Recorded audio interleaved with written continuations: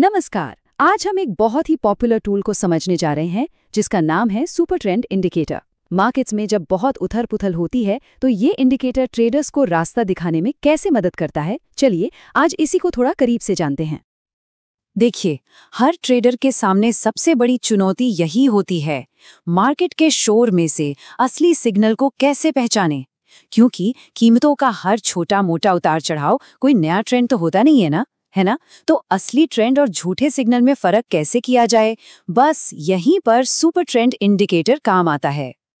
तो मार्केट के इसी शोर को फिल्टर करने के लिए फ्रेंच ट्रेडर ओलिविया सेवन ने सुपर ट्रेंड इंडिकेटर को डिजाइन किया था। इसका मकसद सिर्फ एक था, ट्रेडर्स को एकदम साफ सुथरे, बिना किसी कंफ्यूजन वाले सिग्नल देना। अब ज्यादातर इंडिकेटर्स की तरह ये चार्ट के नीचे अलग से नहीं दिखता, ये सीधे प्राइस चार्ट के ऊपर ही बनता है, एक डायनामिक सपोर्ट या रेजिस्टेंस लाइन की तरह। और सबसे मजेदार बात पता है क्या है? ये इंडिकेटर मार्केट की वॉलेटिलिटी यानी उसकी नब्ज के साथ साथ चलता है, जिससे ट्रेंड को पकड़ना बहुत आसान हो जाता है। तो सवाल ये है कि आखिर ये काम कैसे करता है। अच्छा, इसे ऐसे समझिए जैसे हाईवे पर एक डायनामिक गार्ड रेल लगी हो। जब तक आपकी गाड़ी सही लेन में चल रही है, ये गार्ड रेल आपसे दूर रहती है, लेकिन जैसे ही गाड़ी भटकने लगती है, ये आपको वापस सही रास्ते पर यानी ट्रेंड के रास्ते पर बनाए रखती है।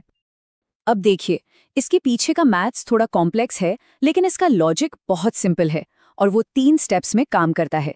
सबसे पहले ये एवरेज ट्रू रेंज यानी ATR का इस्तेमाल करके मार्केट की वॉलेटिलिटी मापता है, मतलब मार्केट कितना शांत है या कितना तूफानी। फिर उस माप के आधार पर प्राइस के ऊपर या नीचे एक बाउंड्री बना देता है और आखिर में ये लाइन प्राइस के साथ साथ चलती है, लेकिन सिर्फ और सिर्फ ट्रेंड की दिशा में। और सच कहूं तो यही इसकी सबसे बड़ी ताकत है। सिग्नल एकदम क्रिस्टल क्लियर होता है। अगर लाइन हरी है और प्राइस के नीचे है तो अप ट्रेंड है, अगर लाइन लाल है और प्राइस के ऊपर है तो डाउन ट्रेंड है। कोई कंफ्यूजन नहीं, कोई गेस वर्क नहीं। इससे फैसले लेना बहुत तेज और आसान हो जाता है। लेकिन एक मिनट, सुपर ट्रेंड कोई जादुई छड़ी नहीं है कि बस चार्ट पर लगाया और काम हो गया। इसकी असली पावर इसे सही ढंग से सेट करने में है, और इसके लिए 2 सेटिंग्स को समझना बहुत जरूरी है, पीरियड और मल्टीप्लायर। तो ये 2 सेटिंग्स हैं क्या? पहला है ATR पीरियड। ये तय करता है कि वॉलेटिलिटी को कैलकुलेट करने के लिए इंडिकेटर कितनी पुरानी कैंडल्स को देखेगा। अगर पीरियड छोटा है तो इंडिकेटर बहुत सेंसिटिव होगा, अगर लंबा है तो सिग्नल स्मूथ होंगे। और दूसरा है मल्टीप्लायर। ये तय करता है कि इंडिकेटर लाइन प्राइस से कितनी दूर रहेगी, मतलब प्राइस को कितनी सांस लेने की जगह देनी है। और जाहिर है, हर ट्रेडिंग स्टाइल के लिए अलग अलग सेटिंग्स चाहिए। जैसे कोई स्कैल्पर है जो बहुत तेज ट्रेड करता है, उसे ज़्यादा सेंसिटिव अग्रेसिव सेटिंग्स चाहिए। वहीं जो कोई लॉन्ग टर्म इन्वेस्टर है, उसे ऐसी कंजर्वेटिव सेटिंग्स चाहिए जो मार्केट के छोटे मोटे शोर को नज़रअंदाज कर सके। चलिए अब इसकी सबसे बड़ी कमजोरी की बात करते हैं। कहते हैं ना, हर हीरो की कोई ना कोई कमजोरी होती है। सुपर ट्रेंड की कमजोरी है साइडवेज मार्केट, यानी जब मार्केट में कोई क्लियर ट्रेंड नहीं होता और वो एक रेंज में फंसा होता है, तब ये इंडिकेटर थोड़ा लड़खड़ाने लगता है। इसे कहते हैं विपसॉ इफेक्ट। मतलब मार्केट थोड़ा सा ऊपर गया, इसने बाय सिग्नल दे दिया, फिर मार्केट जरा सा नीचे आया, इसने तुरंत सेल सिग्नल दे दिया। ये बार बार गलत सिग्नल देता है और इससे छोटे छोटे नुकसान इकट्ठे होते जाते हैं और ये बहुत फ्रस्ट्रेटिंग हो सकता है।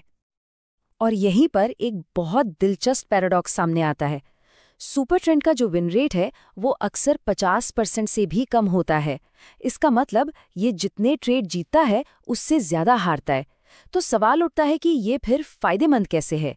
जवाब छिपा है इसके रिवॉर्ड टू रिस्क में। जब ये हारता है तो नुकसान छोटे होते हैं, लेकिन जब ये जीतता है तो वो जीत बहुत बड़ी होती है, इतनी बड़ी कि वो कई छोटे नुकसानों की भरपाई कर देती है। तो प्रोफेशनल ट्रेडर्स इस साइडवेज मार्केट की प्रॉब्लम से निपटते कैसे हैं? बहुत सिंपल। वो सुपर ट्रेंड को कभी अकेले इस्तेमाल नहीं करते, वो इसे दूसरे इंडिकेटर्स के साथ मिलाकर इस्तेमाल करते हैं। टेक्निकल भाषा में इसे कॉन्फ्लुएंस कहते हैं। ये बिल्कुल टीम वर्क की तरह है। लॉजिक बहुत सीधा है। एक फिल्टर का इस्तेमाल करने से सुपर ट्रेंड सिर्फ तभी एक्टिव होता है जब मार्केट में एक मजबूत ट्रेंड हो। ये कुछ ऐसा है जैसे खराब मौसम में प्लेन उड़ाने से बचना। आप सिर्फ तभी उड़ान भरते हैं जब आसमान साफ हो। और ऐसा ही एक बेहतरीन फिल्टर है ADX, यानी एवरेज डायरेक्शनल इंडेक्स। ये एक ट्रेंड मीटर की तरह है जो ये नहीं बताता कि ट्रेंड ऊपर है या नीचे, बल्कि ये बताता है कि ट्रेंड में दम कितना है। नियम बहुत आसान है। अगर ADX की वैल्यू 25 से नीचे है तो इसका मतलब है मार्केट में कोई खास ट्रेंड नहीं है। ऐसे में सुपर ट्रेंड के सिग्नल्स को इग्नोर कर दिया जाता है। नतीजा, आप कम ट्रेड लेते हैं लेकिन उनकी क्वालिटी कहीं बेहतर होती है। तो इस पूरी चर्चा का निचोड़ क्या है? देखिए, सुपर ट्रेंड कोई भविष्य बताने वाली मशीन नहीं है। ये ट्रेडिंग के सबसे सुनहरे नियम को लागू करने का एक अनुशासित तरीका है। अपने नुकसान को छोटा रखें और अपने मुनाफे को बढ़ने दें। यह आपको भावनाओं में बहकर जल्दी प्रॉफिट बुक करने या डर में ट्रेड काटने से रोकता है। और आखिर में एक सवाल छोड़कर जा रहा हूं।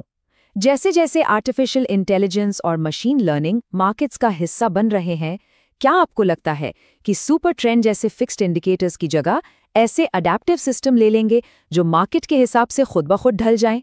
शायद भविष्य का सबसे बड़ा ट्रेंड मार्केट में नहीं, बल्कि मार्केट को देखने के हमारे नजरिए में ही हो। इस पर सोचिएगा जरूर।